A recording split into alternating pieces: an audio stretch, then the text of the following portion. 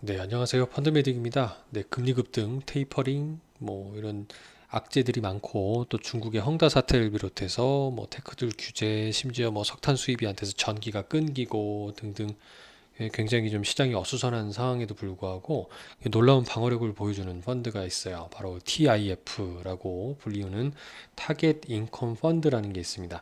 TIF는 제가 앞서 다른 영상에서도 말씀드렸지만 타겟 인컴, 그러니까 은퇴 자금이 마련된 이제 은퇴하시는 분들 입장에서는 원금을 가급적 지키면서 이자만 빼먹고 싶은 그런 욕구가 커지시잖아요.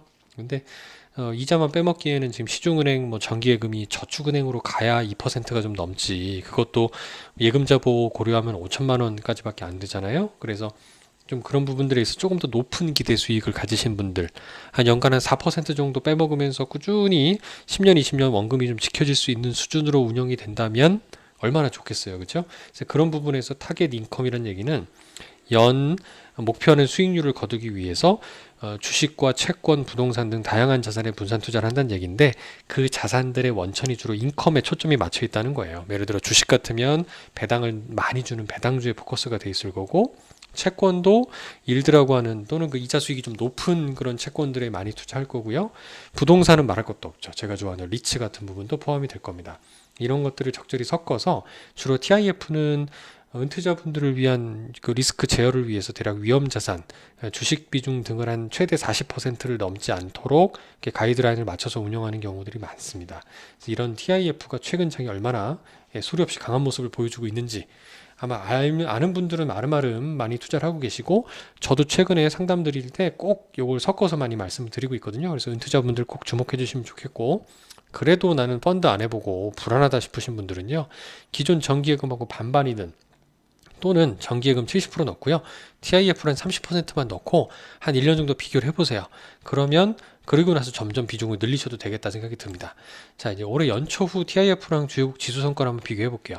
올해 연초 이후로 변동성장에서도 이제 빨간색 굵은으로 표시된 TIF의 성과가 꽤 순항하고 있었지만, 물론 5월부터 보면 나스닥이나 S&P 500이 연간 20% 정도로 아주 엄청난 좋은 성과를 보이고요.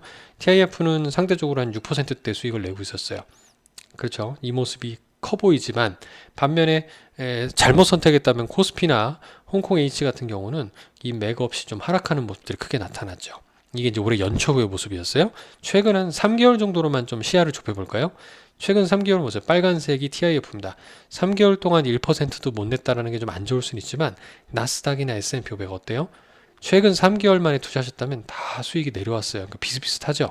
예, 오히려 코스피나 홍콩은 부진한 모습을 여전히 보이고 있고요. 시야를 더 좁혀서 최근 시장이 아주 어수선해진 한 달 정도로 좁혀보면은 더 차이가 확연히 나타납니다. 예, 거북이가 이제 1등하는 시점이 돼버린 거고요. 모든 지수가 하락을 경험하게 되는 모습을 보실 수가 있어요. 즉, 이런 TIF 같은 글로벌 자산 배분하는 펀드는요, 이렇게 변동성 확대되는 시장에서 그 진가가 나타납니다. 연간 뭐 10에서 20%씩 고수익을 추구하는 펀드가 절대 아니고요.